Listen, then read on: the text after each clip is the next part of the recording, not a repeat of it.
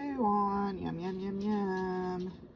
Got some potatoes and some carrots and some onions in there and some venison broth and some beef and some seasoning. And I'm going to let it cook all day. What are you doing? You were yelling at the door for me to let you in, huh? Yeah, you're so rotten. Yes. Yeah, you're my little baby. You were my little baby. Yeah. Mama loves you.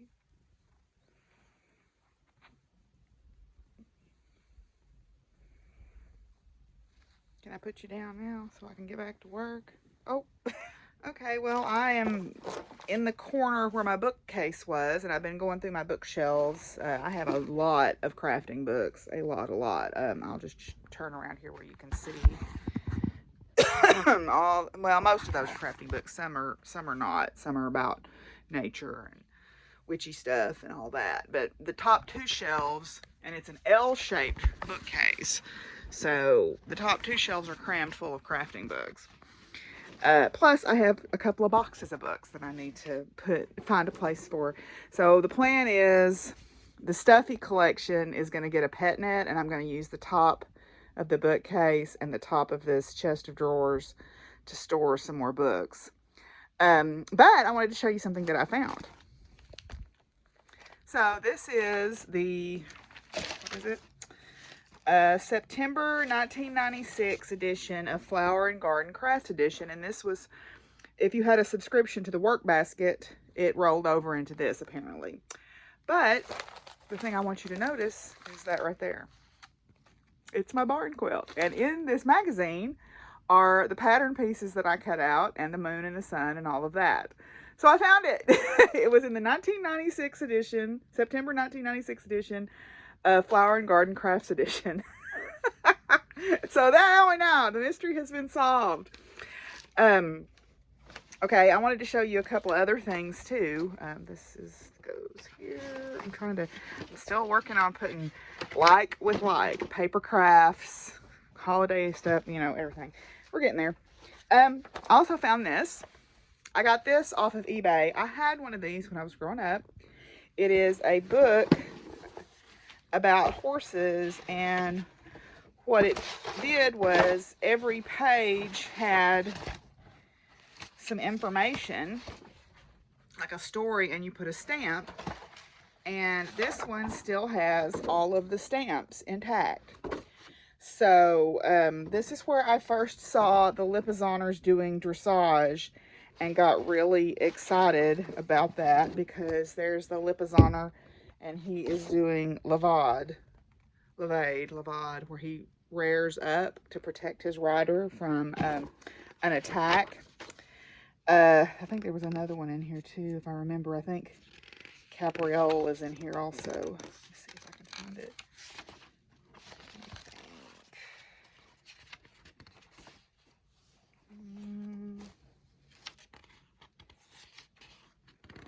Yes, Capriole is also in here, which is down there at the very bottom. That's Capriole. That's a dressage movement.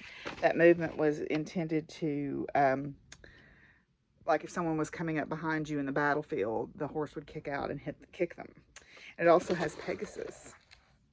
So I had this growing up, and remember I told you that my growing up years did not have the best experience with things. So I've kind of tried to reclaim some of those things, and this was one of the things that I got, because I remember when we went back to try to get some stuff out of the house, this had been messed up.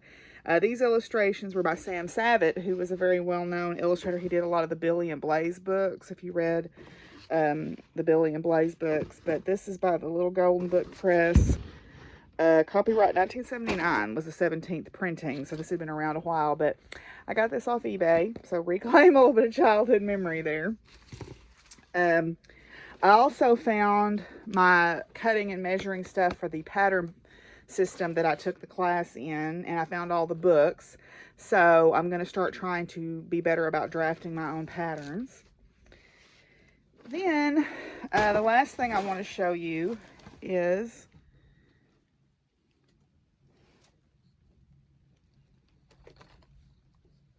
my mom gave me this sewing book. This was the book she gave me on my 25th birthday in 1994. This is when I learned to sew. It's the Reader's Digest Complete Guide to Sewing. I now also have her copy, and she had bought me the updated copy, but she wrote in this for my 25th birthday, and it says, this book is to help you answer a few questions when I'm not around. May you not be discouraged by mistakes. Just keep on trying and the solution will be reached. Love you always and forever, Mom. So that's a very important book to me, and I'm going to put that out. This book has kind of some dated pictures in it, but it has great information on how to make alterations to patterns. So this is, if you can find a copy of this book somewhere, get it. Buy it. You can find it at the thrift store a lot of times for like $1. This is a great sewing book. But anyway, so I think I'm going to take a little bit of a break and go out and do my chores and then get back in here. The next thing that needs to happen is the stuffies need to get organized so that I can make a pet net. So I have a tremendous amount of stuffies, as you can see, and that's not even close to all of them. But those are all going to get moved, and then I'm going to put the books on the shelving up top. I've got a box of books in the bedroom, plus books in here that need to be put up there. And so that's going to be the next step. And then pretty much I've got this corner done. So now I've got a dresser that's kind of hiding behind all that greenery there. I've done the top part of it already, but it's got drawers in it that I need to go through. And if those charms aren't there, then they're gone. That's my last hope of finding them, and I'm pretty sure they're not in there. So we'll just say a pleasant passing word for those charms, and oh well. Anyway, I will catch back up with y'all later.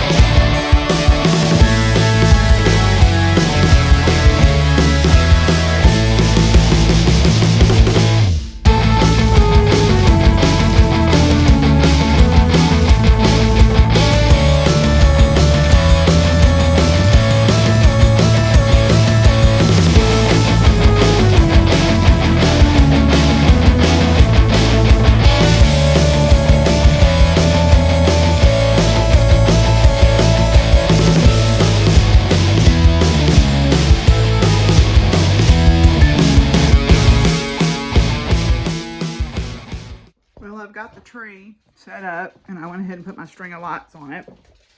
I think on a tree like this, less lights looks better, but kind of a homey look, a homespun look. I'll decorate it later today. I've got it in its little holder with some water and put the topper, the little bow topper I made on it. But I'll put my homemade ornaments on it after a while. Okay, so I thought while I was starting to put ornaments on the tree here, I would share with you for our little science chat today a little bit about the Eastern Red Cedar, which is what this is.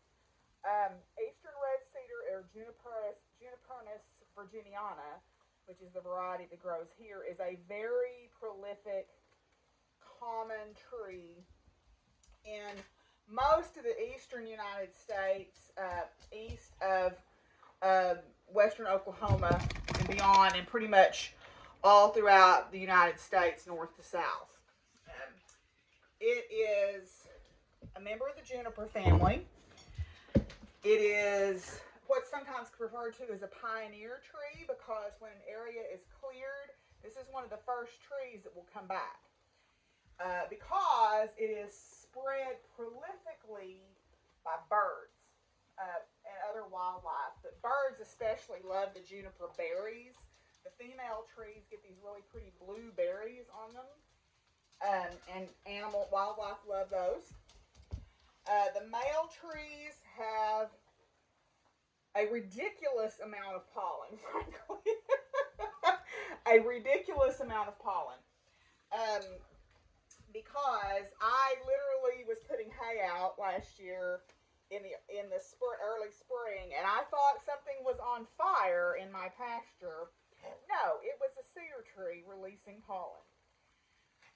Eastern red cedars can be incredibly long-lived. There are examples of eastern red cedars that are 900 years old. Lucky's rubbing his back there on the couch. But it's fire intolerant. It does not tolerate fire at all. And that's one of the ways that people control it in places where they don't want it, is they do controlled burns.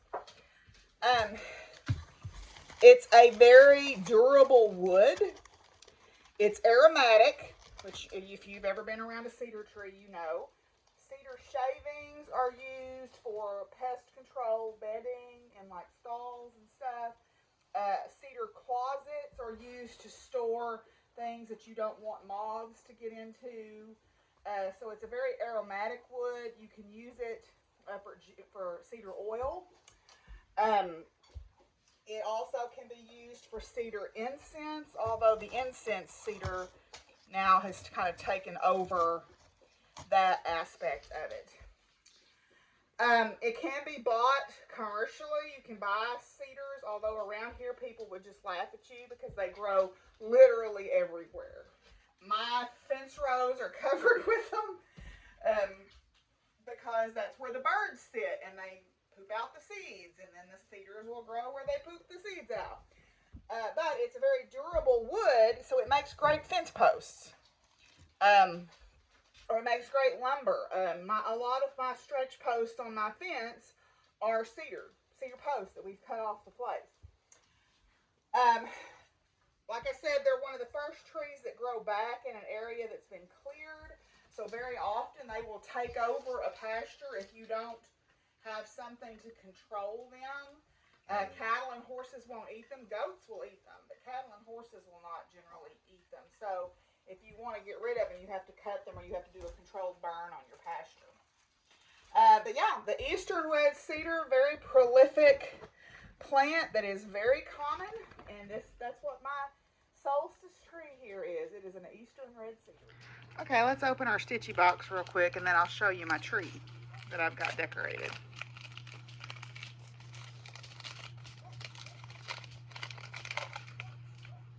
A little bell. It's a little teensy bell. Huh. Let's see here what it says. Cloisonné copper and enamel bell. A fabulous bell in the style of old Christmas ornaments. Add it to some stitching, finishing, or a special gift. Look at that. Teensy little bell. Oh, can you see it?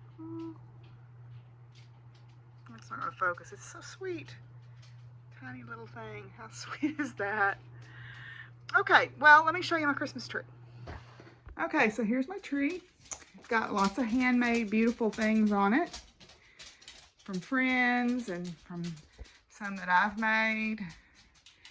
It's got a few purchased ornaments on it that mean a lot.